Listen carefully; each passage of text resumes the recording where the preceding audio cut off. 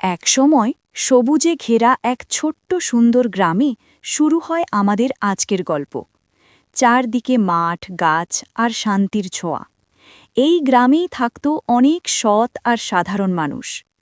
এই গ্রামেই থাকত 10 বছরের একটি ছেলে। সে খুব সাধারণ, কিন্তু তার মনটা ছিল সোনার মতো খাঁটি। সবাইকে সাহায্য করতেই সে সবচেয়ে বেশি ভালোবাসত। প্রতিদিন সকালে সে স্কুলে যেত হাসি মুখে। পথে যে কাউকে দেখলেই সে বলতো, আপনি ভালো আছেন তো? একদিন সে দেখল এক বৃদ্ধ মানুষ ভারী বোঝা নিয়ে কষ্ট পাচ্ছেন। ছেলেটি এক মুহূর্তও দেরি না করে এগিয়ে গেল।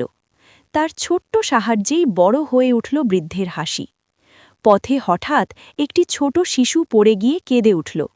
ছেলেটি তাকে তুলে ধরল স্নেহের হাত। ভয়ের জায়গায় ফিরে এলো সাহস আর হাসি। একদিন এক বৃদ্ধ দাদিকে সে খুব দুঃখী দেখে। দাদির প্রিয় ছাগলটি হারিয়ে গেছে।